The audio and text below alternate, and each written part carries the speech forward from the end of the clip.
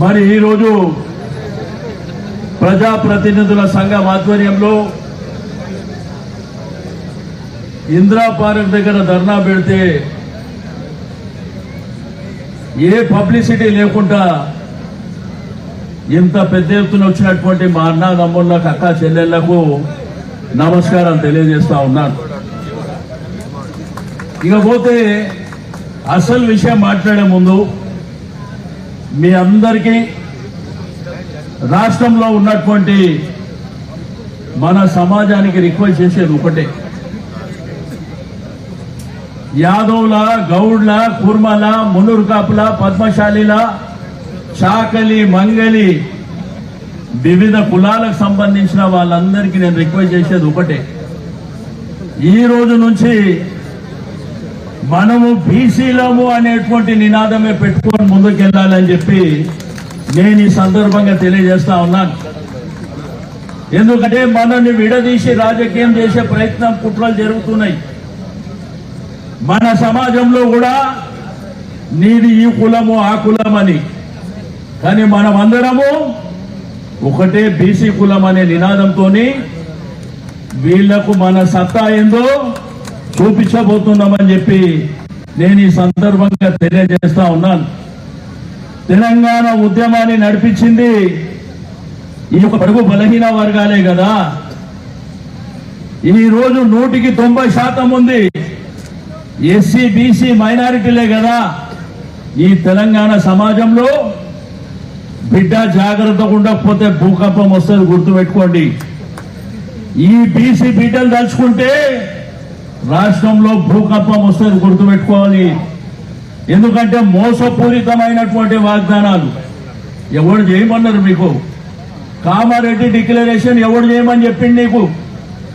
ఆ రోజు మా బీసీ బిడ్డలు అడిగినారు, ఇది మోసం చేయడానికి కాదా అంటే, మాకు 125 సంవత్సరాల చరిత్ర ఉంది.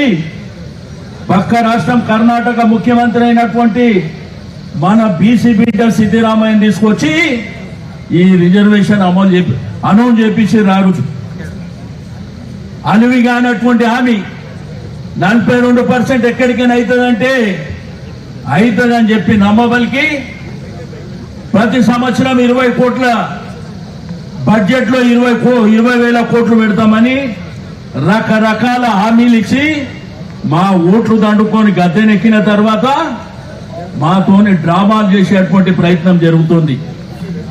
నిండు శాసనసభలో తీర్మానం పెట్టినప్పుడు, శాసనసభలో కుల గణన మీద తీర్మానం పెట్టినప్పుడు నేను ఆ రోజు ఒకటే చెప్పిన. ఆ రోజు ఎన్టీ రామారావు గారు తీర్మానం చేసిండ్రు, రాజశేఖర్ రెడ్డి గారు తీర్మానం చేసిండ్రు, చంద్రబాబు నాయుడు గారు తీర్మానం చేసిండ్రు, కేసీఆర్ గారు కూడా తీర్మానం చేసి పంపించిండ్రు. కానీ ఢిల్లీలో 9th షెడ్యూల్లో పెట్టి చట్టం చేస్తే తప్ప ఇది సాధ్యం కాదంటే ఆ రోజు హరీబరీగా సర్వే జరిగినప్పుడంట హైదరాబాద్ జంట నగరాల్లో 40% సర్వే కూడా జరగలే. స్వయంగా ముఖ్యమంత్రి గారు శాసనసభలో చెప్పిండ్రు, ఇంకా 16 లక్షల మంది సర్వేలో పాల్గొనలేదని చెప్పారు.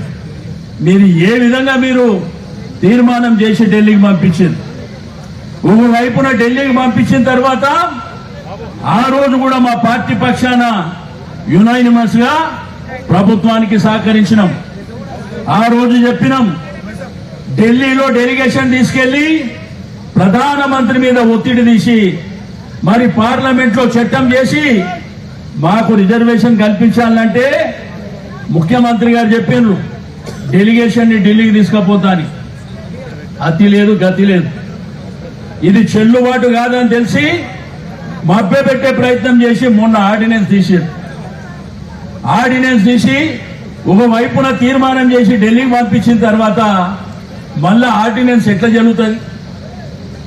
ఇది గతంలో తమిళనాడులో మరి తీర్మానం చేసినా కోర్టులు కొట్టేసినాయి, మహారాష్ట్రలో చేసినా కొట్టేసినాయి, బీహార్లో చేసినా, ఒడిశాలో చేసినా ప్రతి రాష్ట్రంలో కూడా ఇది చెల్లుబాటు కాదు, దీనికి చట్టబద్ధత ఉండదు, దీనికి 9th షెడ్యూల్లో పెట్టి మరి పార్లమెంట్ లో చట్టం చేస్తే తప్ప మనకు రిజర్వేషన్ రాదు అని స్పష్టంగా కోర్టులు చెప్తున్నాయి. అందుకే జస్టిస్ ఈశ్వరయ్య గారు కొద్ది నిమిషాల్లోనే రాబోతున్నారు. మరి వారు సుప్రీంకోర్టులో ఒక అడ్వకేట్ గా మరి ఒక జస్టిస్ గా పనిచేసినటువంటి వ్యక్తి కాబట్టి వారు వచ్చిన తర్వాత అతను కూడా మన బీసీ బిడ్డ కాబట్టి మరి క్లియర్ గా కేటగారికల్ గా వారు చెప్పబోతుందని చెప్పి నేను ఈ సందర్భంగా తెలియజేస్తా ఉన్నాను.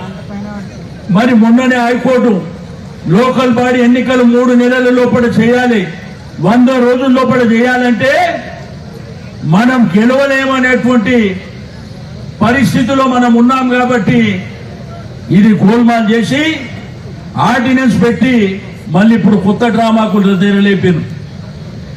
ఆర్డినెన్స్ ద్వారా సాధ్యమవుతుందంటే ఈ దేశంలో అనేకమైనటువంటి రాష్ట్రాల్లో ఎప్పుడో సాధ్యమవుతుండే. మరి వాళ్ళే చెప్తుండ్రు, నిన్న కూడా మంత్రులు మాట్లాడినరు, ఆ రోజు కూడా మంత్రులు మాట్లాడి ఏం చెప్తుండ్రు, మనకంట ఈ రిజర్వేషన్ లేని మరి కేవీట్ వేస్తారంట, కోర్టుకు ఎవరు పోదని, రెండోది రిజర్వేషన్ల ద్వారానే మనకు 42% వస్తుందని చెప్తూ మళ్ళా నేను రాజకీయ పార్టీలకు చెప్తున్నా మీరు కూడా పార్టీల పరంగా 42% ఇవ్వాలని. నిన్న అదే మంత్రులు మాట్లాడితే ఏం చెప్తున్నారు, బీజేపీ వాళ్ళు వెళ్ళి 9th షెడ్యూల్లో పెట్టిమని చెప్పి వాళ్ళే పెడుతున్నారు.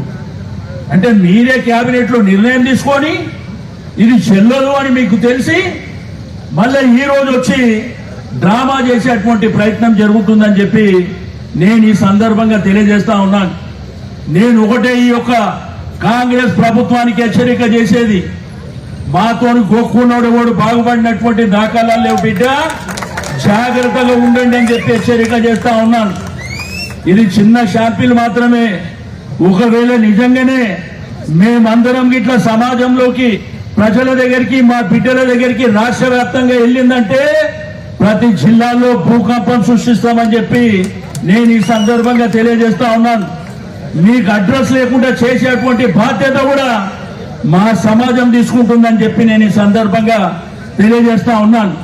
మేం ప్రభుత్వానికి చెప్పినాం, మేం సంపూర్ణమైనటువంటి సహకరించామని చెప్పినాం. కానీ గోల్మాల్ చేసేటువంటి కార్యక్రమాన్ని డెడికేషన్ కమిటీ అని అది కూడా గోల్మాల్ చేసేటువంటి కార్యక్రమం, దాన్ని 5 రోజుల 7 రోజుల లోపల కేబినెట్ లో పెట్టి పబ్లిక్ డొమైన్ లో లేదు, పబ్లిక్ డొమైన్ లో పెట్టలే, కేబినెట్ టేబుల్ చేయలే, శాసనసభలో మాట్లాడినటువంటి దాఖలాలు లేవు. అన్ని హరిబరిగా చేసి దీని ఇది నిజమేదో అని చెప్పి ఇది బ్రహ్మ పదార్థం అని నమ్మించేటువంటి ప్రయత్నం జరిగినప్పుడు మన సంఘాలకు సంబంధించిన వాళ్ళు కూడా తెల్లారే ముఖ్యమంత్రి దగ్గరికి వెళ్లి వారికి సన్మానం చేసే కార్యక్రమం అంటే నిజంగానే అయిపోయినట్టు.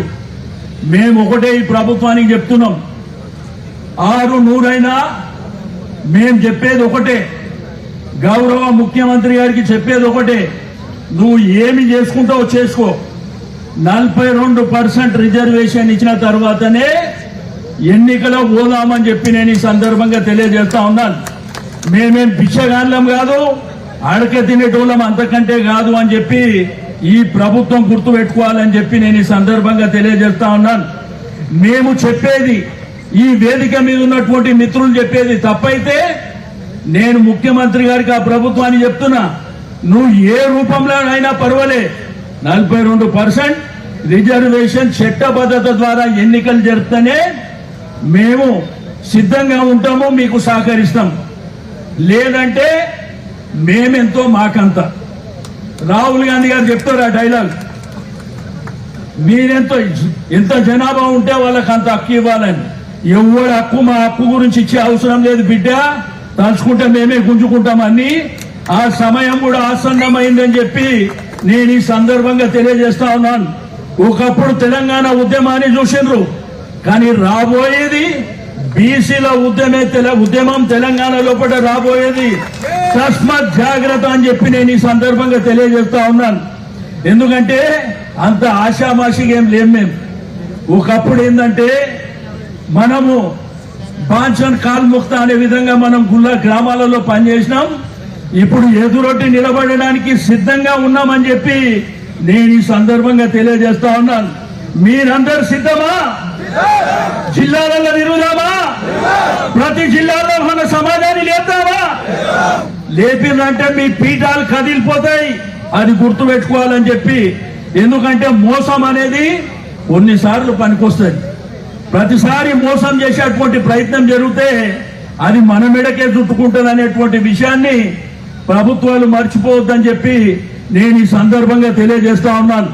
ఎందుకంటే సమాజం అవేరే ఉన్నది, మన బిడ్డలు చదువుకొని ఉన్నారు, మనోళ్ళు నీతిగా నిజాయితీగా గౌరవం కోసం బతికేటువంటి బిడ్డలు. కాబట్టి మా గౌరవానికి భంగం కలిగేటువంటి ప్రయత్నం జరిగితే ఎవరిని వదిలిపెట్టే సమస్య ఉండదు అని చెప్పి నేను ఈ సందర్భంగా తెలియజేస్తా ఉన్నాను. నేను అదేవిధంగా ఈ రోజు ఉన్నటువంటి మా మిత్రులకు, రాష్ట్రంలో ఉన్నటువంటి మా సమాజానికి నేను చెప్పేది ఒకటే, తప్పకుండా చైతన్యవంతమైనటువంటి సమాజం మనది. తప్పకుండా మనం పోరాటం చేద్దాం, అన్ని విధాలుగా పోరాటం చేద్దాం. ఇప్పుడు 42% నువ్వు ఇవ్వకపోతే రాబో రోజుల్లో నీ అధికారమే మేము పుంజుకుంటాం, బిడ్డ జాగ్రత్తగా ఉండండి అని చెప్పి నేను మరొకసారి తెలియజేస్తూ సెలవు తీసుకుంటాను. జై బీసీ, జై